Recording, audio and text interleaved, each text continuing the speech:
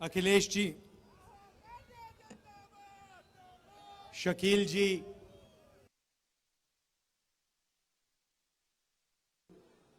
अधीर जी, stage पे Congress party के सब वरिष्ठ नेता, गठबंधन के नेता, हमारे भाइयों और बहनों, आप सबका यहां बहुत बहुत स्वागत, नमस्कार। भैया इसको हटा दीजिए जरा, ये ड्रोन को हटा दीजिए यहां से।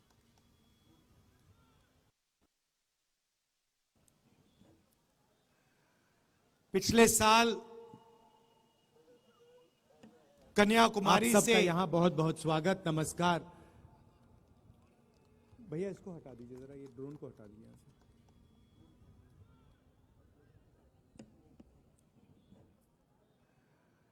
पिछले साल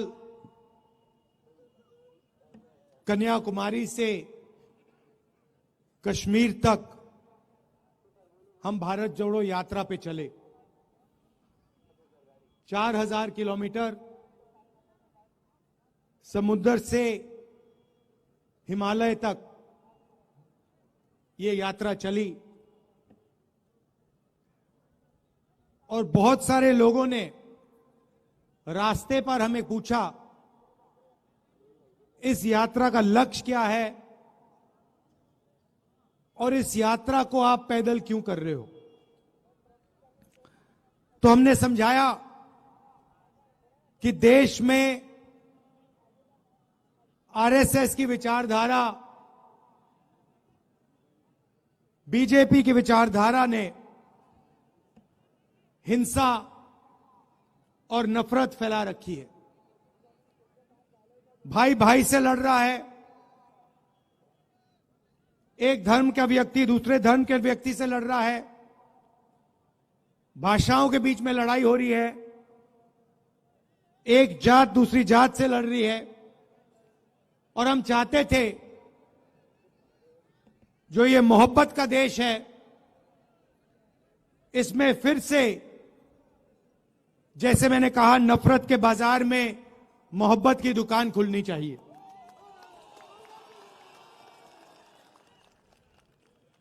यात्रा में हम लाखों लोगों से मिले। सेल्फी का जमाना है तो हजारों लोगों के साथ सेल्फी हुई। 7 घंटे हम चलते थे, किसानों से, मजदूरों से, स्टूडेंट से, माताओं बहनों से बातचीत होती थी। उनके दिल में जो दर्द था, जो कठिनाइयां थी, वो हमें बताते थे। और शाम को 15 मिनट 20 मिनट के लिए हम अपनी बात रखते थे। और हिंदुस्तान की राजनीति पर यात्रा का बहुत बड़ा असर पड़ा। एक विचारधारा जो बीजेपी देश के सामने रोज रखती है, नफरत, हिंसा, उसके खिलाफ एक और नया विजन, एक नई विचारधारा खड़ी हुई, मोहब्बत की। आप जानते हो, नफरत को नफरत नहीं काट सकती। जितनी भी कोशिश कर लो, नफरत को नफरत नहीं काट सकता है। नफरत को सिर्फ मोहब्बत और प्यार काट सकते हैं। तो जिस तरफ वो नफरत की बात करते हैं, देश को बांटने की बात करते हैं, दूसरे तरफ हम मोहब्बत, इज्जत, भाईचारे की बात करते हैं। जब हमने यात्रा खत्म की तो काफी लोग हमारे पास आए, कहते हैं, राहुल जी, आपने कन्याकुमारी से कश्मीर तक यात्रा कर दी, मगर देश का जो राजनीतिक सेंटर है, सोशल जस्टिस का जो सेंटर है, जहां से सामाजिक न्याय की लड़ाई शुरू होती है, वहां से तो आपकी यात्रा गई नहीं, बिहार से आपकी यात्रा गई नहीं, असम से आपकी यात्रा गई नहीं। तो बहुत लोगों ने हमें कहा कि एक यात्रा नॉर्थ ईस्ट से लेकर महाराष्ट्र तक होनी चाहिए,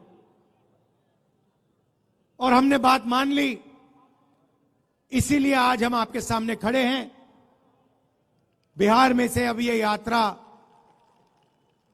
भारत जोड़ो न्याय यात्रा निकलने जा रही है। शुरुआत मणिपुर में की, वहां हमने बीजेपी की जो विचारधारा है उसको अपनी आंखों से देखा। मणिपुर को 2 भागों में बांट दिया है, भाई को भाई से लड़ा दिया है, और पूरा प्रदेश 6-7 महीने से जलता जा रहा है। दुख की बात है कि हिंदुस्तान के प्रधानमंत्री आज तक मणिपुर नहीं गए। शर्म की बात है।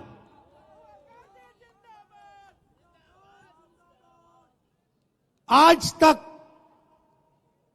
हिंदुस्तान के प्रधानमंत्री मणिपुर नहीं गए। मणिपुर जल रहा है, लोग मारे जा रहे हैं, घर जलाए जा रहे हैं, मगर आज प्रधानमंत्री वहां आज तक नहीं पहुंचे। तो ये देश की हालत है। अब बिहार में हमारा क्या लक्ष्य? इस यात्रा में हमने न्याय शब्द जोड़ दिया है। भारत जोड़ो न्याय यात्रा। और सच्चाई यह है कि आज के हिंदुस्तान में गरीब व्यक्ति को ना आर्थिक न्याय मिलता है, ना सामाजिक न्याय मिलता है।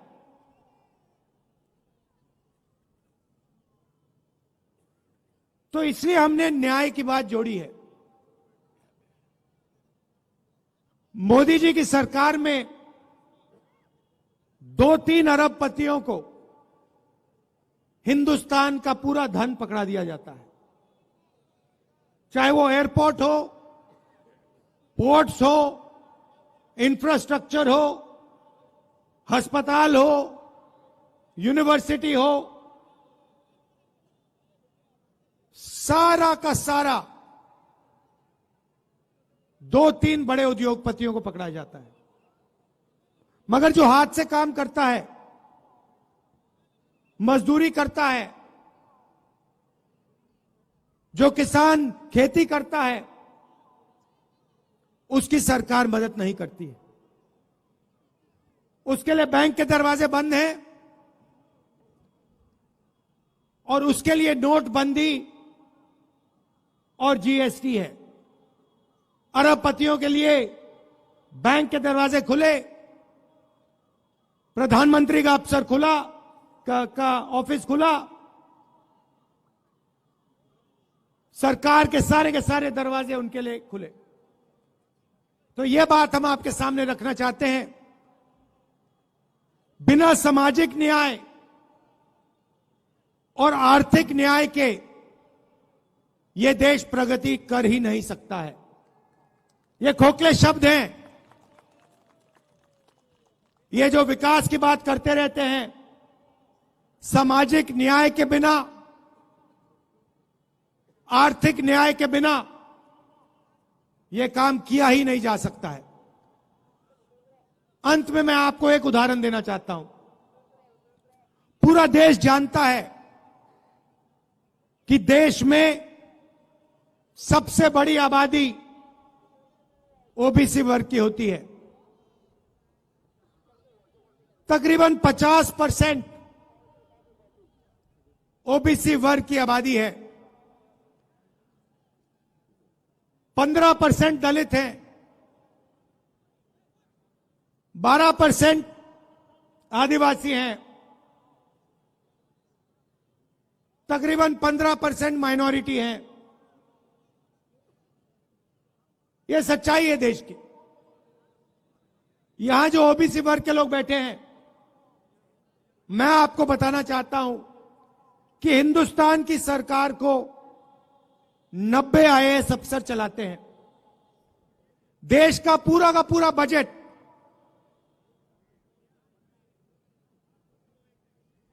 हर रुपया ये लोग निर्णय लेते हैं। डिफेंस में कितना पैसा जाएगा, स्वास्थ्य में कितना जाएगा, किसानों को कितना मिलेगा, ये 90 अफसर ये सारे के सारे निर्णय लेते हैं। इनके बिना बजट का 1 रुपया नहीं बांटा जा सकता। और मैं बिहार के ओबीसी से कहना चाहता हूं, पिछड़े वर्ग के लोगों से कहना चाहता हूं, इन 90 अफसरों में से ओबीसी वर्ग के सिर्फ 3 हैं। और अगर बजट में 100 रुपए बांटा जाता है तो ओबीसी वर्ग के अफसर सिर्फ 5 रुपए बांटते हैं। यह सच्चाई है।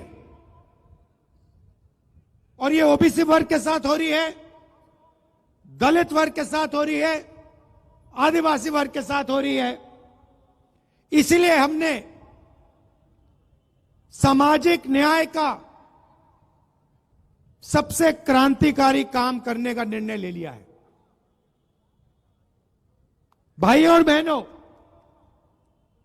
इस देश को पता लग जाना चाहिए कि इस देश में ओबीसी कितने हैं, दलित कितने हैं, आदिवासी कितने हैं, जनरल कितने हैं। उस काम को करने के लिए जाति जनगणना की जरूरत है। जाति जनगणना एक क्रांतिकारी कदम है। जिस दिन जाति जनगणना हो जाएगा, उस दिन देश के आदिवासियों को, दलितों को, पिछड़ों को, सबको पता लग जाएगा कि उनकी आबादी कितनी है। और फिर उससे पता लग जाएगा कि उनका हक कितना बनता है। जब तक सामाजिक न्याय के सवाल को हेड ऑन नहीं लिया जाएगा, तब तक यह देश आगे नहीं बढ़ सकता है। तो यात्रा में 2-3 तरीके के न्याय की हम बात कर रहे हैं। सामाजिक न्याय और आर्थिक न्याय, इनके बिना देश प्रगति नहीं कर सकता है। और यह बात हम बिहार की जनता को बताने आए हैं। और आपके दिल में इसके बारे में जो विचार हैं, जो सोच है, उसको भी हम यहां समझने आए हैं। आपने इतने प्यार से मेरा स्वागत किया, हजारों लोग आए, आपने अपनी पूरी शक्ति, अपना प्यार इस यात्रा में डाला, हमारी मदद की। इसके लिए मैं पूरे बिहार को दिल से धन्यवाद करता हूं।